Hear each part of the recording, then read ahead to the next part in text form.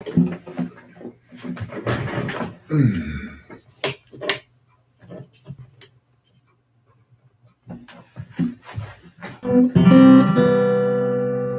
Luke, we were talking a week or so ago about jazz chords. We were talking about, someone made reference to George Harrison using jazz chords in the early Beatles recordings. And that's interesting to you and me.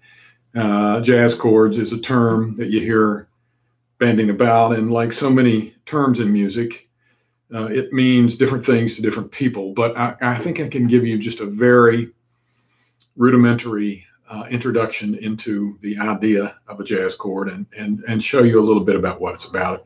Get your guitar there, and let's just go to a C hand form, just a regular C chord. There you go.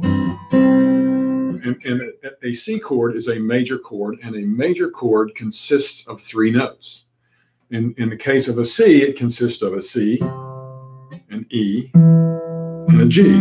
Those three notes are a C major chord. And when you play the rest of the fretboard, the rest of the other six strings, you're just adding another C note and another E note, and you could add another G note there on the bass string, but that's three notes, although you have two C's and two E's. So you have octaves there, but a major chord is a three-note chord.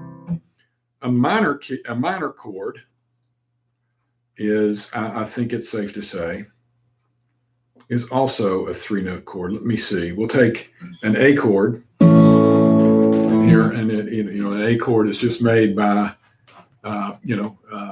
fretting at the second fret the D, G, and E strings and playing the E open. So an A chord consists of an A note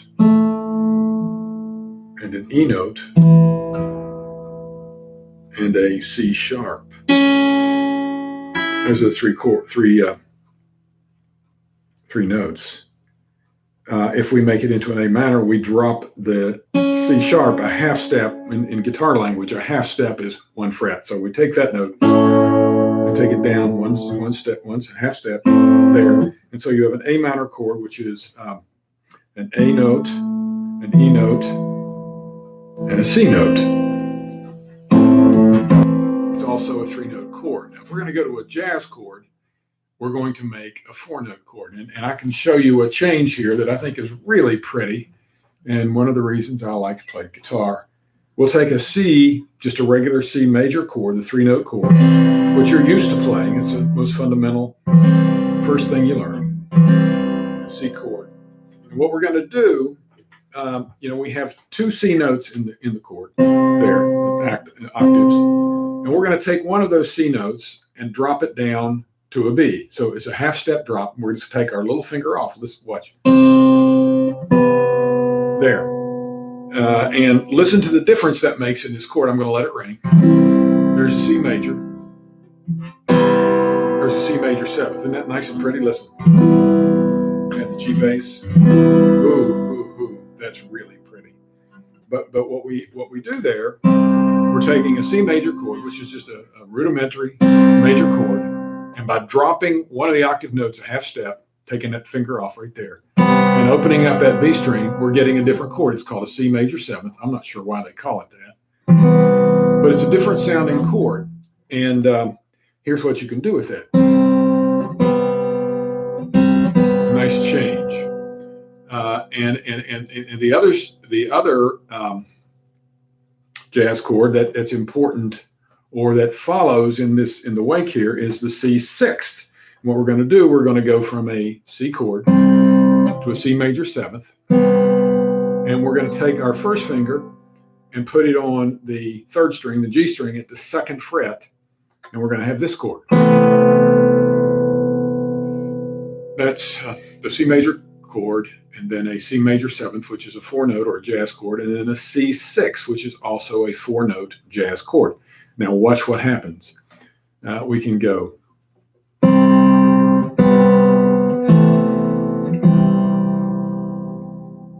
knew a man Bojangles and he danced for you. See, that's a jazz change that's worked into pop songs. Or I pulled into Nazareth, I was a field man. That doesn't work. But when this old world starts getting me down, so that jazz chord kind of works, and that is an example of how jazz chords are worked into pop songs. The other thing that distinguishes jazz chords from just your plain vanilla chords is that jazz players use the 4-note chord to play the melody of the song along with the accompaniment. So we'll just take a song like Misty, and if we were just going to sing Misty, we might just take one open chord and say, look at me, I'm as helpless as a kid.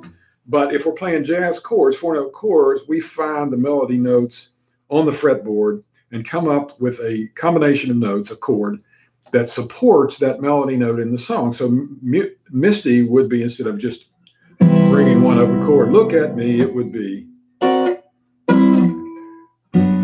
or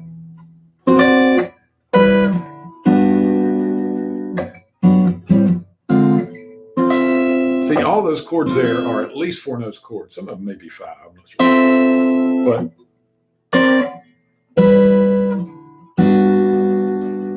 so that's that. I'm not sure what that chord right there is. It might be an augmented or something. But it's 4 different notes. Look at, and that's probably a minor 6 there. And a G major 7. And there's the melody note, and we're going to go as helpless.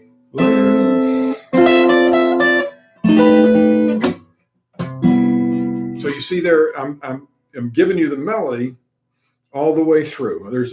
Every chord I play has a melody note in it. You can follow the song that way, but each melody note has its own matching chord to support it. And that's kind of what jazz chords are. It's what people mean when they talk about jazz chords. And that's lesson number 1 for today. While in your absence today, Caleb and I worked up a new song, which I think you're going to really like. It would have sounded much better if we'd have had the drum. It's a Bruce Springsteen song called No Surrender, and it's on the Born in the USA album, which you may have, or you can at least get access to online. So give a listen to that song, No Surrender. I think you'll really like it. I think a drum will really improve it. And also, I'm sure that by now you've heard the really good news about Javon Carter getting a multi-year signed contract from the Memphis Grizzlies. So our old buddy Javon, who gave the Mountaineers 4 years of dedicated hard work, has gotten his payday. He's going to be an NBA player, and that's good news.